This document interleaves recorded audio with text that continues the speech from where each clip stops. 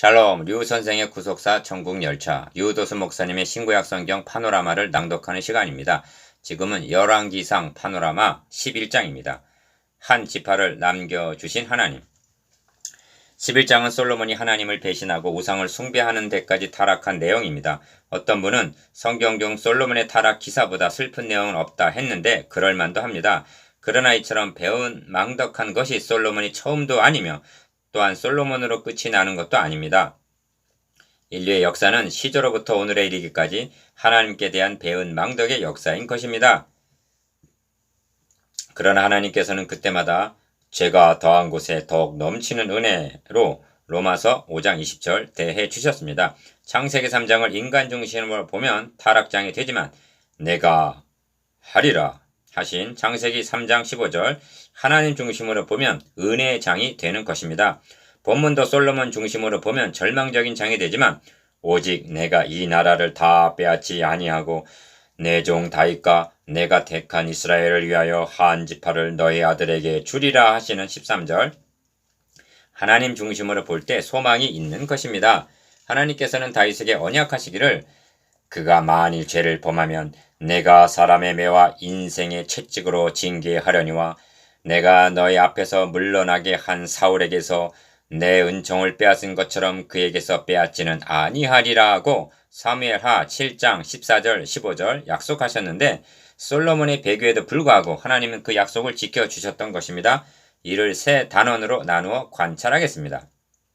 첫째 단원 1절에서 8절 솔로몬의 배은망덕, 둘째 단원 9절에서 13절 한 지파를 남겨주신 하나님, 셋째 단원 14절에서 43절 한 등불을 남겨두신 하나님.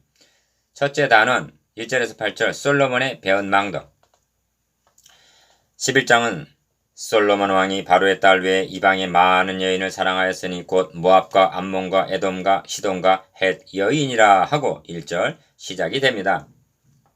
그래서 왕은 후궁이 700명이요 첩이 300명이라 하는데 그렇다면 필연적으로 그의 여인들이 왕의 마음을 돌아서게 하였더라는 3절 결과에 이르게 되는 것입니다. 본문에는 마음이 5번 등장하면서 마음을 돌이켰다는 말씀이 3번이나 강조되어 있습니다. 2절, 4절, 9절.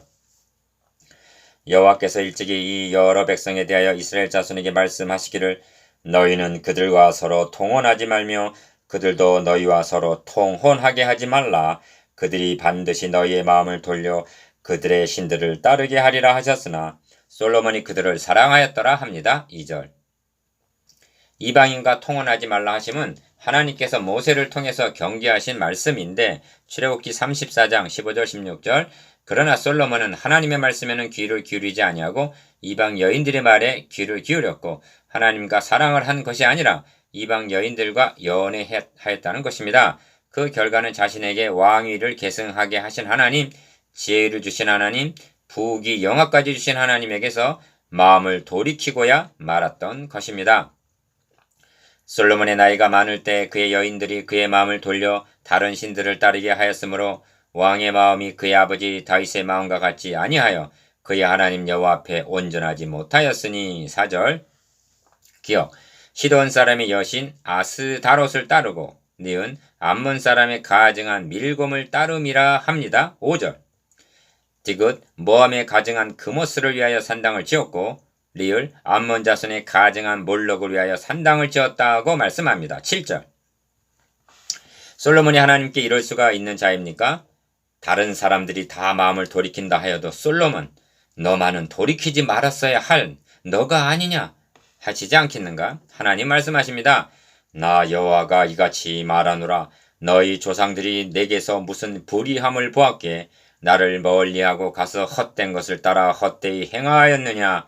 예레미야서 2장 5절 옛적의 인류의 시조로 하여금 그토록 선하신 하나님께로부터 마음을 돌이키게 한 사탄은 하나님의 축복을 그토록 받은 솔로몬까지도 하나님께로부터 마음을 돌이키게 하고야 말았던 것입니다.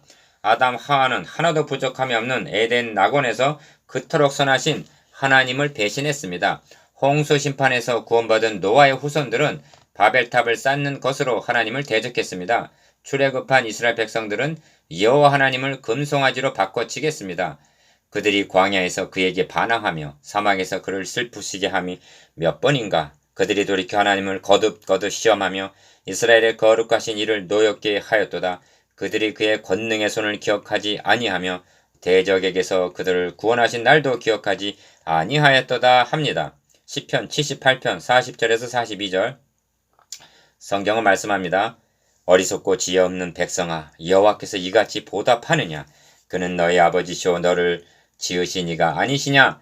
그가 너를 만드시고 너를 세우셨도다. 옛날을 기억하라. 역대의 연대를 생각하라. 너희 아버지에게 물으라. 그가 너에게 설명할 것이요. 너희 어른들에게 물으라. 그들이 너에게 말하리로다. 신명기 32장 6절 7절. 둘째 단은 9절에서 13절 한 지파를 남겨주신 하나님. 솔로몬이 마음을 돌려 이스라엘의 하나님 여호와를 떠남으로 여호와께서 그에게 진노하시니라 합니다. 9절 상반절. 여호와께서 일찍이 두 번이나 그에게 나타나셨다 하는데 9절 하반절 첫 번은 여호와께서 전에 기본에서 나타나신 같이 다시 솔로몬에게 나타나사 한 9장 2절 솔로몬이 기브온에서 일천 번제를 드릴 때인데 너가 만일 너의 아버지 다윗이 행함같이 내 길로 행하며 내 법도와 명령을 지키면 내가 또 너의 날을 길게 하리라고 3장 14절 경계하셨습니다. 두 번째는 성전 봉헌식을 거행한 후에 나타나셔서 만일 너희나 너희의 자손이 아주 돌아서서 나를 따르지 아니하며 내가 너희 앞에 둔 나의 계명과 법도를 지키지 아니하고 가서 다른 신을 섬겨 그들을 경배하면 내가 거룩하게 구별한 이 성전이라도 내 앞에서 던져버리리니 하고 9장 6절 7절 극단적인 경고를 하셨던 것입니다.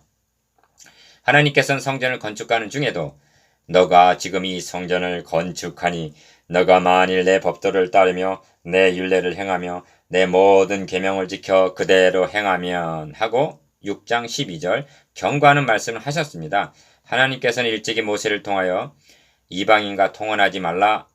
그가 너희 아들을 유혹하여 그가 여호와를 떠나고 다른 신들을 섬기게 하므로 여호와께서 너희에게 진노하사 갑자기 너희를 멸하실 것임이니라 하고 신명기 7장 4절 경계하셨기 때문에 솔로몬에게 별도로 나타나셔서 경고하시지 않으셔도 되었던 것입니다. 그런데 여호와께서 일찍이 한 번도 아니고 두 번이나 솔로몬에게 친히 나타나셔서 경계하셨다는 것입니다.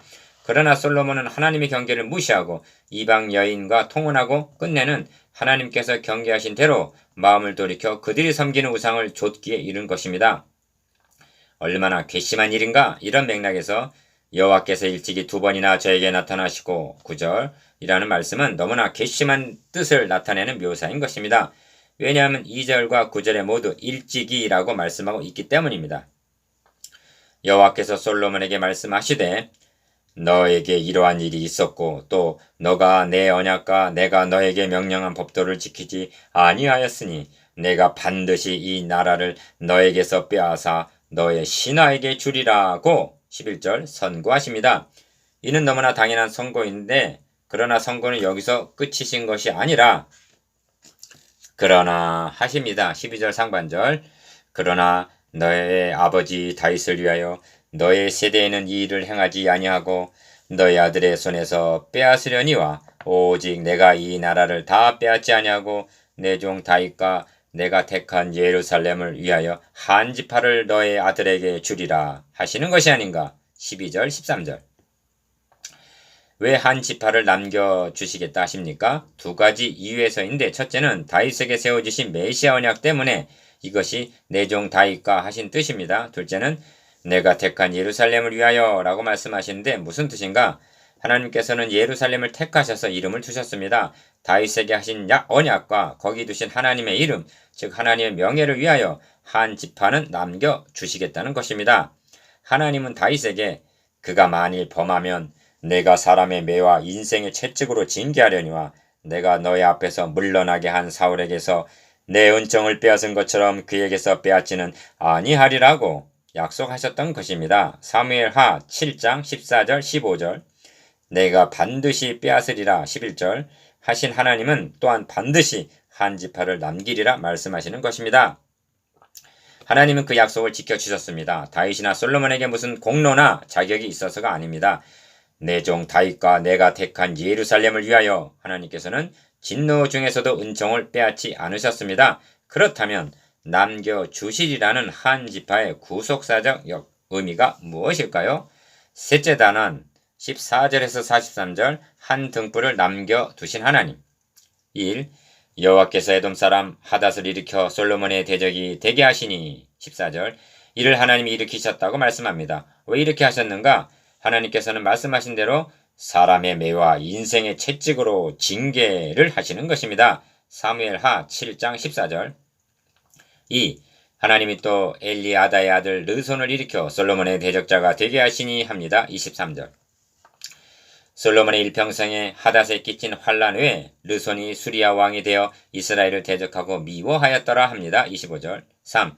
솔로몬의 신하 느밧의 아들 여로보암이 또한 손을 들어 왕을 대적하였으니 합니다. 26절 이 여로보암은 내가 그의 아들의 손에서 나라를 빼앗아 그 10지파를 너에게 줄 것이요 한 솔로몬의 신하입니다. 35절 그러나 진노 중이라도 긍휼을 잊지 않으시는 하나님께서는 하박국서 3장 2절 그 아들에게는 내가 한 지파를 주어서 내가 거기서 내 이름을 두고자 하여 택한 성읍 예루살렘에서 내 종 다윗이 항상 내 앞에 등불을 가지고 있게 하리라 하십니다. 36절 앞에서는 한 지파라고 말씀하신 하나님은 13절, 32절, 36절 그 한 지파를 여기서는 등불이라고 표현합니다. 한 지파가 한 등불이었던 것입니다. 등불이란 어두움과 대조를 이루는 묘사인데 그렇습니다. 여호와의 영광이 여호와의 전에 가득했던 8장 11절 거룩한 성 예루살렘은 솔로몬의 타락과 우상 숭배로 말미암아 깊은 어둠에 잠기게 된 것입니다. 그러나 하나님은 내 이름을 두고자 하여 택한 성 예루살렘에 소망의 한 등불이 항상 있게 하시겠다는 것입니다. 11장에서도 사람을 보면 낙심할 수밖에 없지만 이를 행하는 여호와 그것을 만들어 성취하는 여호와 그 이름을 여호와라 하는 하나님을 예레미야서 33장 2절 바라볼 때에는 절망이란 없습니다. 어둠을 밝힐 한 등불이 항상 내 앞에 있게 하리라 하십니다. 36절 그렇다면 한 등불을 남겨주시겠다는 하나님의 의도와 구속사적 의미가 무엇일까요? 그리스도와의 만남 남겨주시리라 하신 그 한 지파는 어느 지파이며 항상 내 앞에 있게 하리라 하신 그 등불은 누구의 상징입니까? 유다 지파를 통하여 참빛 요한복음 1장 9절 참빛으로 오실 그리스도를 가리키는 명백한 계시입니다. 이 점은 말라기에서는 의로운 해로 묘사되어 있습니다. 말라기서 4장 2절 이사야 선지자를 통해서는 흑암에 행하던 백성이 큰 빛을 보고 사망의 그늘질 땅에 거주하던 자에게 빛이 비추도다 하십니다. 이사야서 9장 2절 성경 역사 곧 구속의 역사를 더듬어 보면 솔로몬 당시만이 아니라 그 한 등불은 언제나 풍전 등화와 같았음을 보게 됩니다. 그러나 상한 갈대를 꺾지 아니하며 꺼져가는 등불을 끄지 아니하시는 하나님은 이사야서 42장 3절 그 한 등불을 꺼지지 않도록 내내 보존하셨습니다. 그리하여 급게 하는 찬빛 곧 세상에 와서 각 사람에게 비추는 빛이 있었나니를 이루셨던 것입니다. 요한복음 1장 9절 그가 만일 죄를 범해도 너희 앞에서 물러나게 한 사울에게서 내 은총을 빼앗은 것처럼 그에게서 빼앗지 아니하리라 하심은 이를 이루시기 위해서였던 것입니다. 그렇다면 사울왕은 패하시고 빼앗으셨습니까? 그는 그리스도가 나실 유다 지파 출신의 왕이 아닌 베냐민 지파 출신 사무엘상 9장 1절이요 하나님께서 택하신 왕이 아니라 너희의 구한 왕, 너희의 택한 왕이었기 때문입니다. 사무엘상 12장 13절 한 지파를 남겨주시고 한 등불을 끄지 아니하신 하나님을 찬양하십시다. 그 하나님은 지금도 형제를 붙잡으시고 여러분을 붙잡으시고 내 손에서 빼앗을 자가 없느니라 하십니다. 요한복음 10장 28절 은총을 빼앗지 아니하신 하나님은 찬양을 받으시기에 너무나도 합당하십니다. 아멘.